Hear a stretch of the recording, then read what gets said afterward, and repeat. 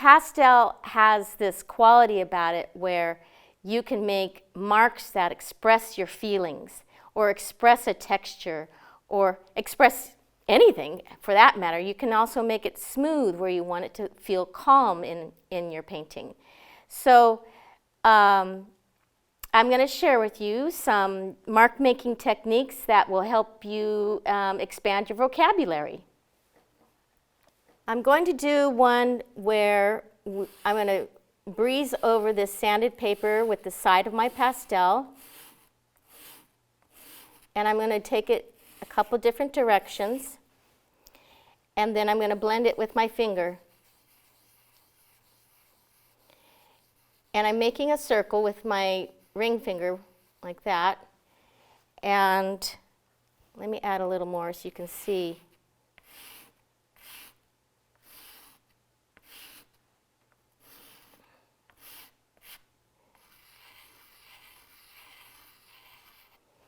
So I blended that circle in there, and then I'm going to make like a ball.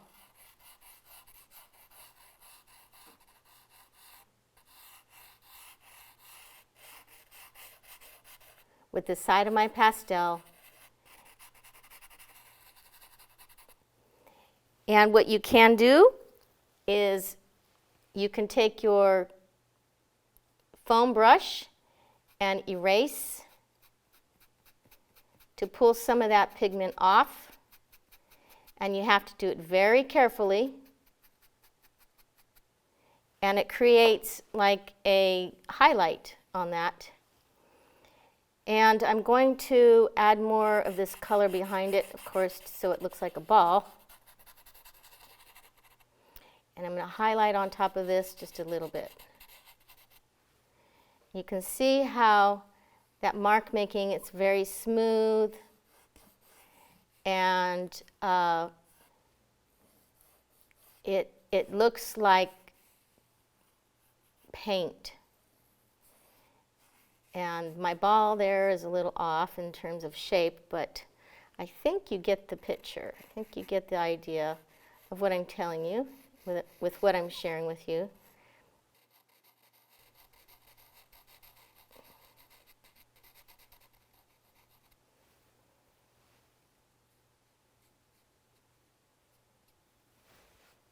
Okay?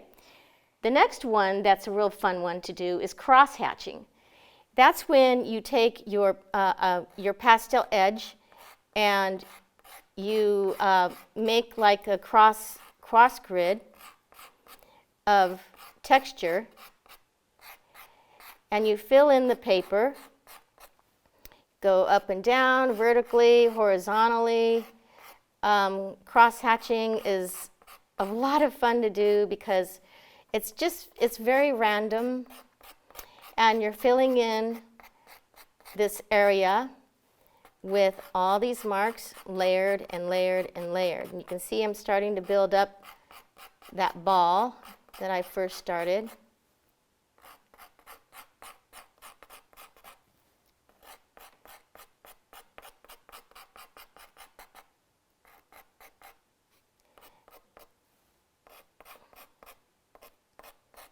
And when you're marking with it, it sounds like you're scratching the ground like a chicken, but no, I'm not.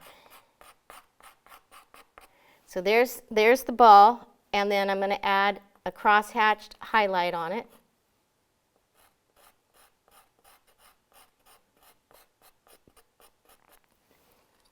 And I think I'm going to add some cross-hatched of this orange.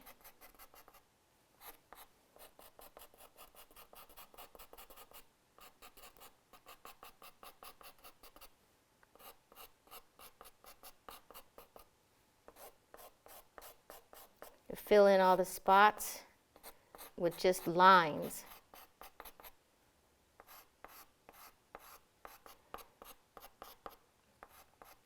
Certainly has an interesting sense or look to it. It can be wider or larger, thicker marks like this, or thin ones like that, see? Here I've used just pretty much the same thickness of mark on it.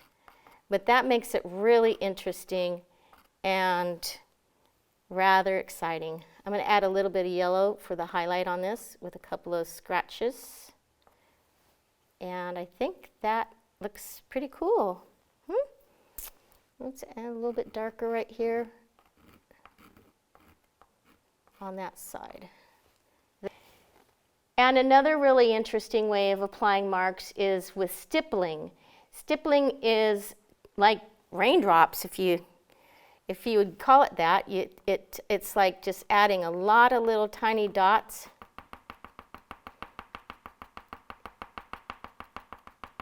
And I'm going to fill in the circle first.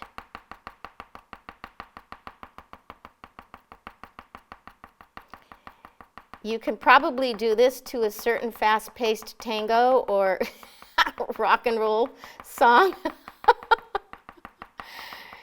It's a lot of fun. But you have to be careful when you're applying a stippling mark that you don't press too hard so your pastel will break.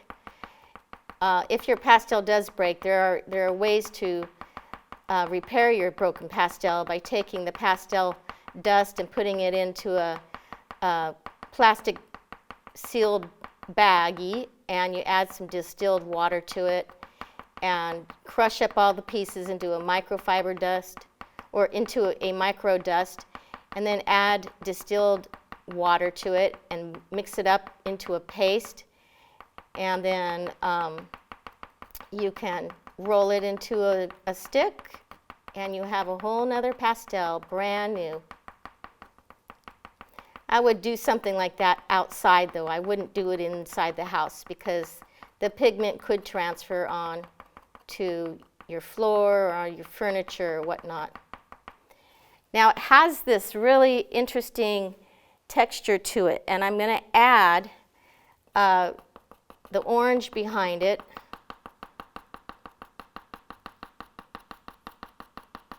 Just to kind of give it some depth.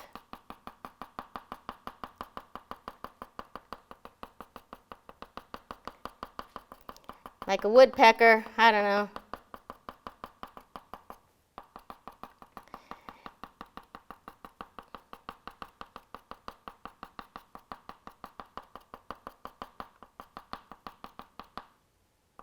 And I'm going to add some of that orange right here for the highlight. I'm going to add a little more of the burgundy red color to darken it over here.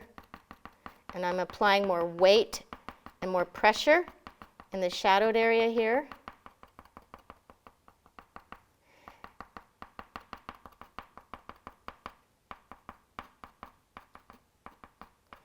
You can do this when you're really wanting some time to think about things, because art is a good meditative thing to do for us all. I'm going to add some micro dots in here just to kind of change the value range of this background. Just a hint, just micro dots, a few of them. And if you squint your eyes, it starts to come together. And then I'm going to add just a hint of a highlight with the yellow. And you pull back and squint, and it looks like a ball. It's really cool. Yeah. All right, so that's stippling.